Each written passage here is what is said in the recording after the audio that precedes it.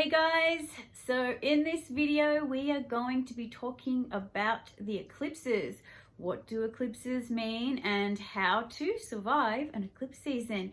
Now, let's break it down. Let's break down what's in the sky. So if you know absolutely nothing about eclipses, this is what it is. So when we have a lunar eclipse, that means that the earth is in between the sun and the moon.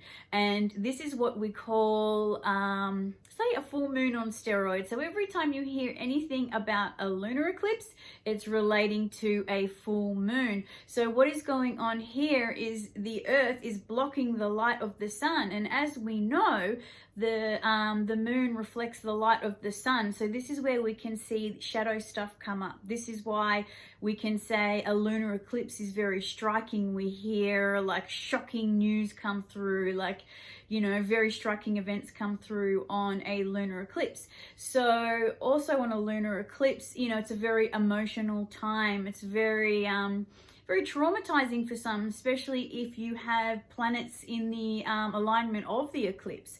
So that's pretty much the lunar eclipse in a nutshell. Then we have the solar eclipse. So the solar eclipse is the new moon, but again, on steroids. So in the sky, we will see the moon in between the sun and the earth. And this is representing a new beginning. So it's a very intense time.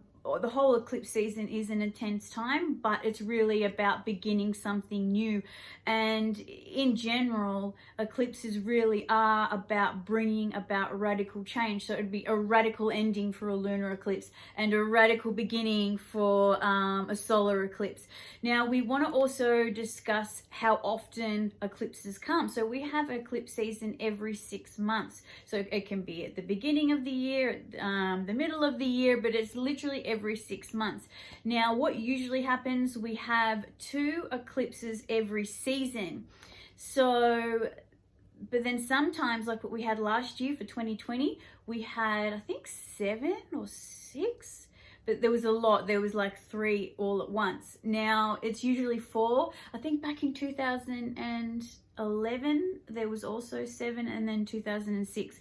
So it is rare, but when it's those years, when it's years where there's 3 in a season, these are super intense. This is because something dramatically needs to change, and it can be a whole life shift.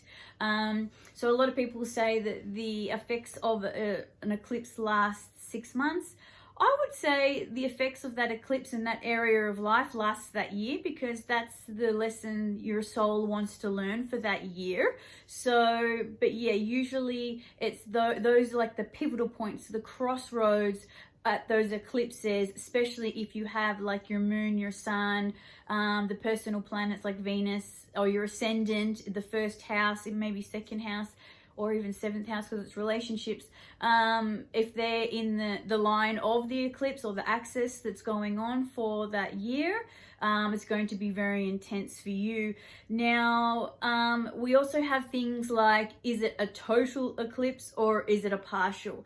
Now, that means we have like the nodal axis. So we have the nodes of fate.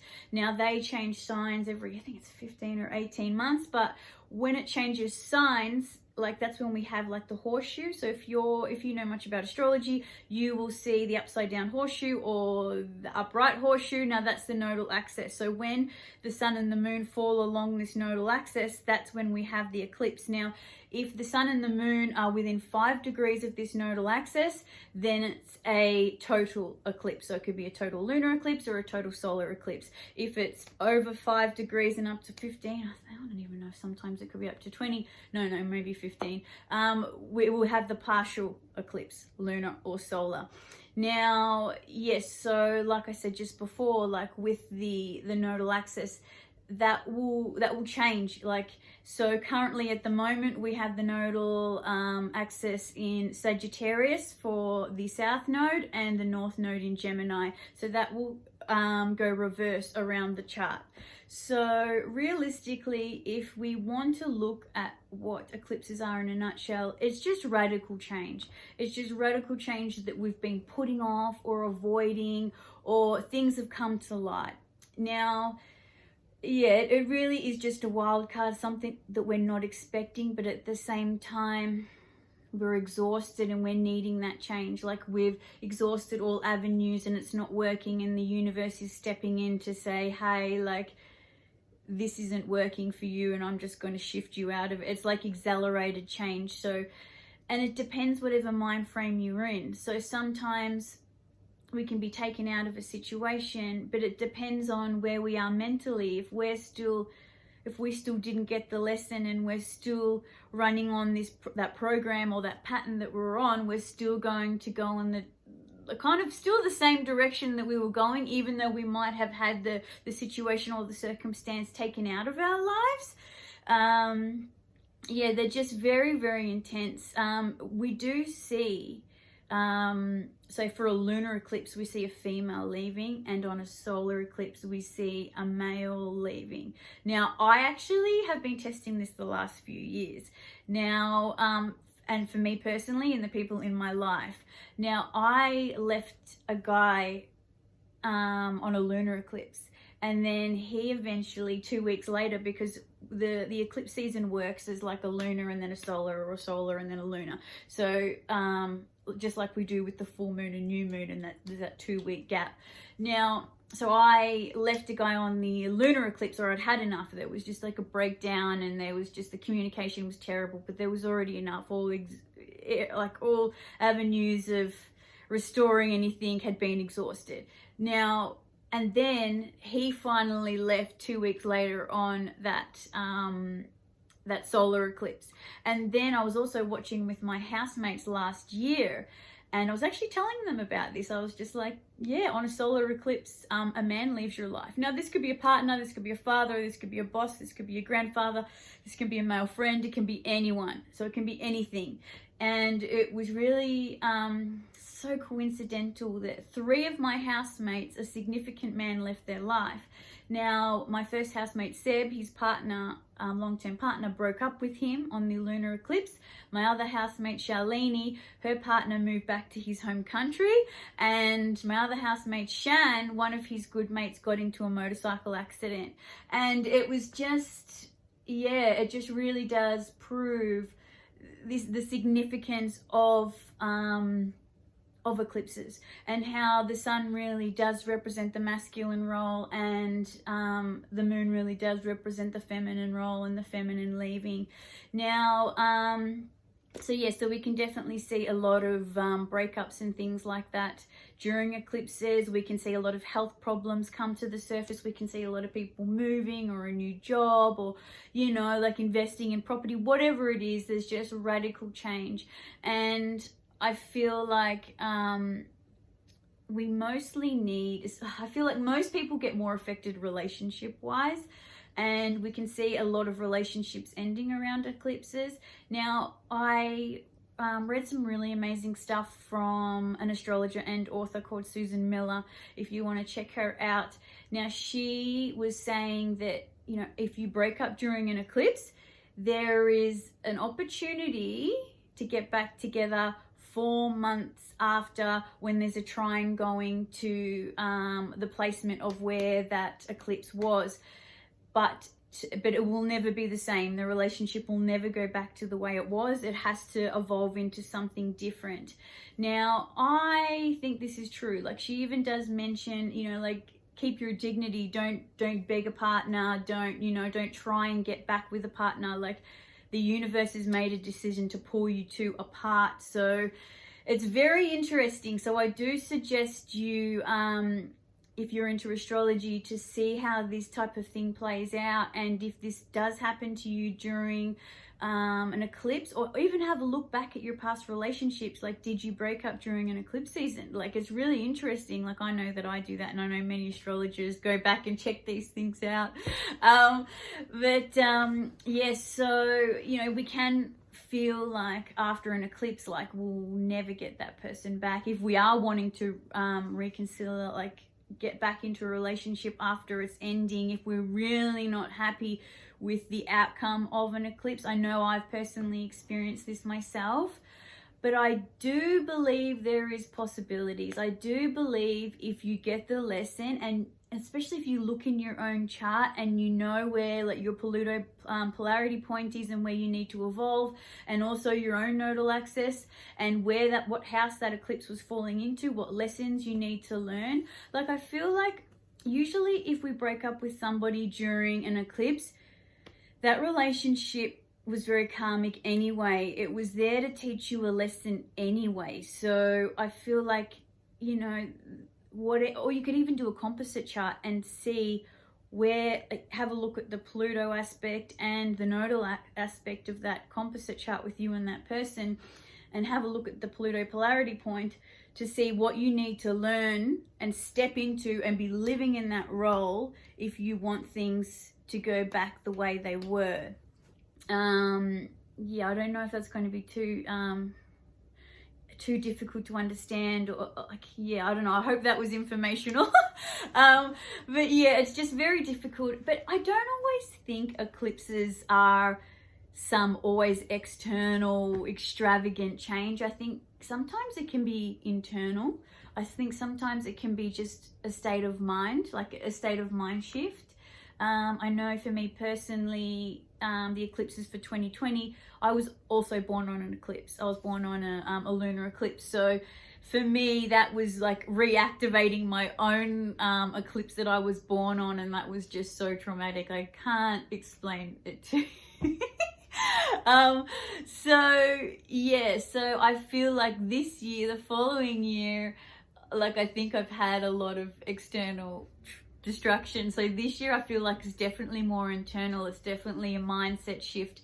So yeah, we just really need to, when we do look at eclipse season, we need to look at what area of life it falls in our charts, and just to keep in mind that, you know, try not to rock the boat during an eclipse season, but just know that everything is very intense. There's a lot of electricity in the air, and it's very highly charged, and you know, it's very easy to bring up something and it gets totally blown out, and it triggers all our own, you know, like childhood wounding, or, you know, whatever trauma that we've experienced, or even past life stuff. And that's when we can see just like these radical endings that are really, you know, can't be salvaged.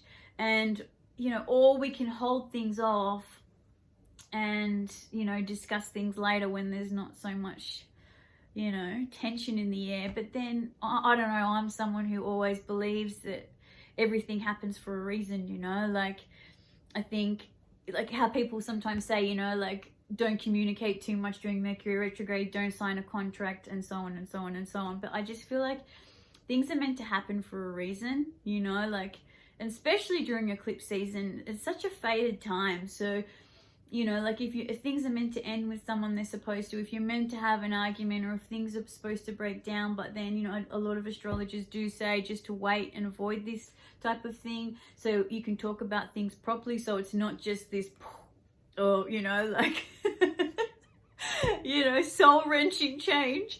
But it's completely up to you. I would just say during eclipse seasons is to, yeah, just focus a lot on yourself and observe things, you know, like everyone's highly triggered. Everybody is just going to be, you know, like triggering you and your deepest wounds, and you're just going to have to be able to sit with that and, you know, and be okay with that, or even just watch it go by. Like, what do I need to learn? Like, how can I look at this from a detached point of view? It's just, yeah, eclipse seasons, they just come in, and it's like you're in it's like you're in the twilight zone, you know. It's like, because we're pretty much just like in a portal of time, you know. So it's just like we can go into the eclipse season, and it's like we're playing out all these past lives with somebody, or past life scenarios, and then we're just accelerated to like the future, like the next life, you know. Like, it's very interesting. It's very,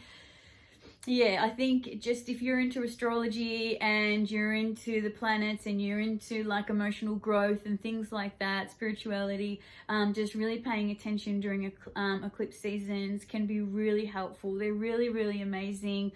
They can be a little bit scary. There's a lot of a negative rap about eclipses, but the thing is, we wouldn't make the changes we need to make if it wasn't eclipses. Like, I don't know if I mentioned this before, but like sometimes things can come to light during an eclipse season, you know, like you can find out if someone's betraying you, or, you know, like, you know, you find out things accidentally. It's like things that were hidden from you, like a secret or something, it comes to light.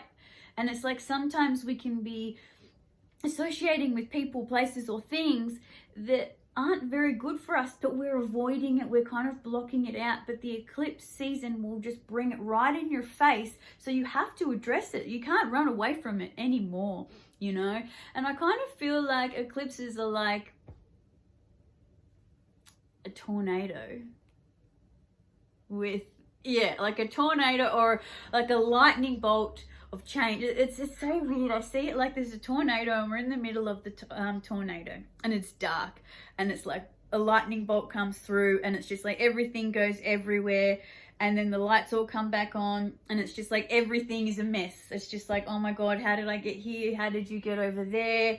And then it's just like we're kind of picking ourselves back up again for the next 2 weeks, and then the next eclipse happens, and then it just happens again, and it's just like, what the hell, how did I get here? And then you're just on this other track, you know. So yeah, they really are amazing, but at the same time, you know, a lot of people don't like change. So, you know, and especially when it's fairly difficult, especially when we've avoided personally making change. So that's why I think they're really needed as well, you know, because a lot of people stay stagnant, they don't like change, and it's usually from some catastrophic, you know, like massive event that makes people change. Because we don't change from love, peace, and harmony. We change from something traumatic. We change from something that really affects us, you know. So yeah, anywho, I hope you guys enjoyed this. I tried to keep it super simple and just, you know, have all the information there. So yes, so that is what an eclipse means, and also how to survive one, and what you can do if something goes bad, and so on and so on. Anywho, thanks guys, and I'll see you soon. Bye.